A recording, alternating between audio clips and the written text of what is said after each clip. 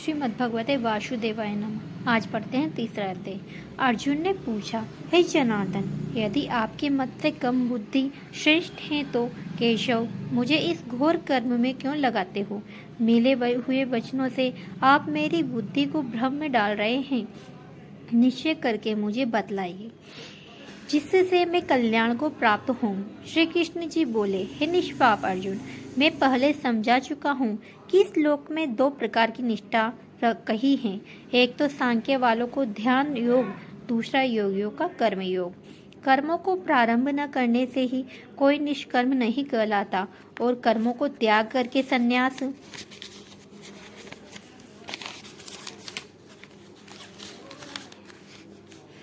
संन्यास ग्रहण करने से ही किसी को सिद्धि नहीं मिली। मनुष्य क्षण भर भी कर्म किए बिना नहीं रह सकता। प्रकृति के गुण ही सब मनुष्यों को कुछ न कुछ कर्म करने में लगाते हैं। जो अज्ञानी कर्मी इंद्रियों को रोक कर आत्मचिंतन करने के बहाने विषयों की चिंता करता है, वह पाखंडी मिथ्याचारी कहलाता है।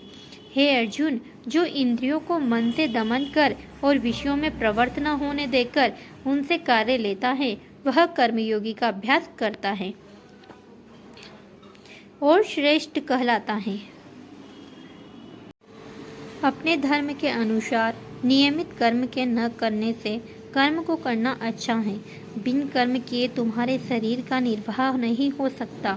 हे कौन्तेय, यज्ञ के निमित्त किए जाने वाले कर्मों को छोड़कर जितने कर्म हैं, उनके शरीर करने से मनुष्य का बंधन होता है। अतएव तुम फल की इच्छा त्याग कर कर्म के लिए कर्म करो।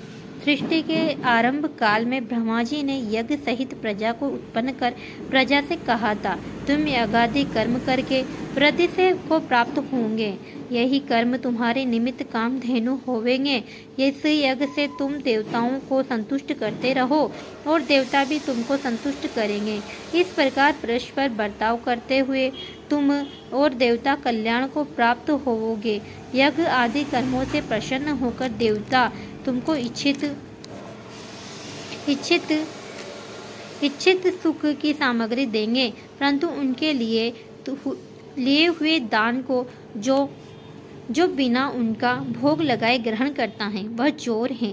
पंच महायज्ञ करके जो शेष बचा हुआ भोग ग्रहण करते हैं, वे पापों से मुक्त हो जाते हैं, और जो अपने निमित्त ही अन्न पकाते हैं, वे पापी पुरुष को ही भक्षण करते हैं। अन्न से ही प्राणियों की उत्पत्ति होती है।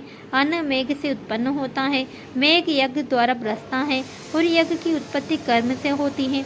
कर्म की उत्पत्ति ब्रह्मा से हुई है और ब्रह्मा अक्षर परमात्मा से। इस कारण सदा पदार्थों में रहने वाला जो ब्रह्मा है, वह सब यज्ञों में प्रस्तुत है।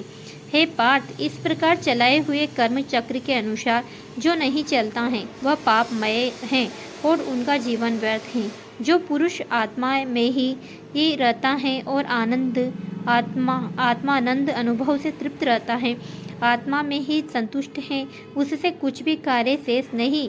वह कर्म करे या न करे, उसका कोई प्रयोजन अथवा लाभ नहीं है, और किसी प्राणी में अपना लाभ करा लेने की भी उसे कोई आवश्यकता नहीं है। इसलिए तुम भी फल प्राप्ति की इच्छा त्याग कर कर्म करने वाला पुरुष मोक्ष को प्राप्त होता है। मुझको तीनों लोकों में भी कर्म शेष नहीं रहा और न कोई अप्राप्य वस्तु प्राप्त करनी है, फिर भी मैं कर्म करता हूँ। यदि आलस्य में मैं आकर कर्मों को नहीं करेंगे तो अन्य मनुष्य भी हमारी ही पथ का अनुकरण करेंगे। इससे मैं कर्म न करूं तो सब लोग भी न करने से नष्ट हो जावेंगे। इससे मैं वर्ण शंकरों के उत्पन्न करने का हेतु बनकर प्रजा को नष्ट करने वाला समझा जाऊंगा। जिस प्रकार अज्ञानी फल की इच्छा करके कर्म करता है, वैसे ही धन की इच्छा न करते हुए ज्ञान को लोक शिक्षा की इच्छा करते हुए कर्म करना उचित है। कर्म में आसक्त अज्ञानियों की बुद्धि में ज्ञान भेदभाव उत्पन्न न करें, परंतु आप स्वयं कर्म करता हुआ उसमें भी प्रसन्नता पूर्वक कर्म करावे। जब सब कर्म प्रकृति के गुणों करके ही उत्पन्न होते हैं, परंतु जिनकी बुद्धि अहंकार से भ्रष्ट है, ऐसे मूर्ख लोग समझते हैं कि हम करता हैं, परंतु जो गुण और कर्म के विभाग का सच्चा तत्व जानता है, वह ज्ञानी पुरुष यह समझकर इसमें आसक्त नहीं होता कि गुणों का यह खेल आपस में हो रहा है। आध्यात्म बुद्धि से तुम सब कर्मों को मुझ में अर्पण करके कर्म फलों की आशा ममता को छोड़कर संग्राम करो। जो पुरुष श्रद्धा पूर्वक मेरे इस मत के अनुसार आचरण करते हैं वे लोग कर्म बंधन से निश्चय मुक्त हो जाते हैं। जो अज्ञानी इसको ग्रहण नहीं करते वे संपूर्ण ज्ञान से रहित हैं, उनको नष्ट हुआ जो सो जानो। अपना कठिन धर्म भी दूसरे के सहज धर्म से हितकर होता है। स्वधर्म में मरना भी कल्याणकारक है, परंतु अन्य धर्म भयानक है। अर्जुन ने कहा, हे विष्णु नंदन, पुरुष को पाप करने की इच्छा न होते हुए भी उसे कौन बलात्कार पाप के मार्ग में प्रवृत्त करता है।